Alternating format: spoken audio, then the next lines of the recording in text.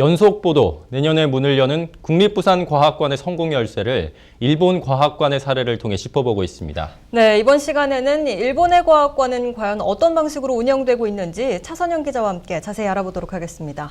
안녕하십니까? 안녕하십니까? 일본에 직접 다녀오셨죠? 네. 일본의 노벨과학상 수상자가 13명입니다. 그만큼 기초과학이 탄탄하다는 얘기인데 과학강국 일본, 특별한 이유가 있는 건가요? 네, 일본 정부의 과학 분야의 육성을 위한 이 전폭적인 투자도 있겠지만 일본의 경우 어렸을 때부터 과학을 가까이에서 체험할 수 있는 과학관이 많다는 것도 이 또 다른 이유입니다. 이 아이들은 자연스럽게 과학을 접하고 이 과학의 흥미를 느끼면서 성장해 가는 건데요. 실제로 과학관의 수만 해도 우리나라와 큰 차이가 있습니다.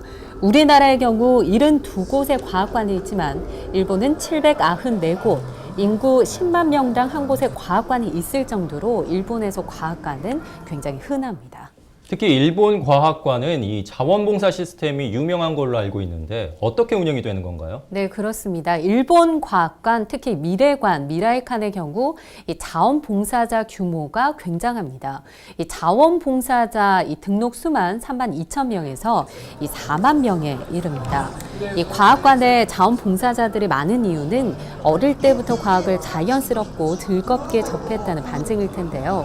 이 미라이칸에서는 전시 플로어에서 해설과 실현 등 쌍방향 커뮤니케이션을 담당하는 과학 커뮤니케이터와 이 과학 관련 대학생이나 해당 분야 종사자, 교사, 과학기술계 퇴직자로 구성된 자원봉사자들이 있습니다. 이들이 과학관을 움직이는 핵심 인재들인 셈입니다. 그들의 이야기 잠시 들어보시죠. 館内で、お客様に対して展示のご説明をするというのもあります。でもその展示を通して、未来について考えていただく、未来どうやって私たちはこれから生活していったらいいのか、生きていったらいいのか。現役時代会社で研究をやってました。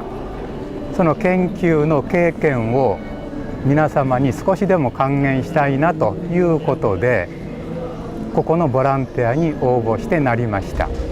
이들은 대부분 도쿄 인근에 거주하면서 교통비만 받고 일하고 있지만 그들의 열정은 대단했습니다. 이들의 공통점은 어릴 때 과학관을 다니면서 과학의 흥미를 느껴왔다는 데 있습니다. お客さんが説明を聞いていただいてニコニコと笑って帰っていただくとき、いろいろと理解していただいたとき、そういう時が一番楽しいですね。はい。 네, 이 과학의 미래가 우리 아이들의 손에 달려있는 만큼 우리나라도 좀 제대로 된 과학관 운영이 필요하다고 생각이 듭니다. 이 국립부산과학관이 그 역할을 좀 톡톡히 해내줬으면 하는 바람도 드는데요. 어떻게 생각하십니까? 네, 그렇습니다. 그런데 사실 국립부산과학관의 설립 근거가 되는 이 과학관 육성법 개정이 무산되면서 이 개관의 어려움을 겪고 있습니다.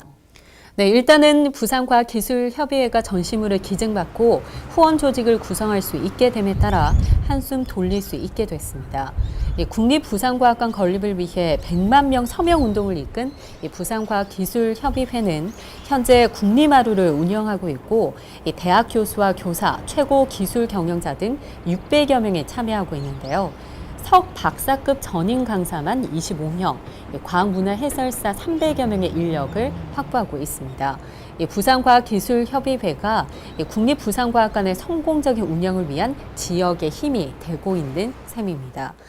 부산 시민들은 국립부산과학관이 남녀노소 누구나 즐길 수 있는 과학 문화를 만들어가는 토대가 되길 기대하고 있을 겁니다.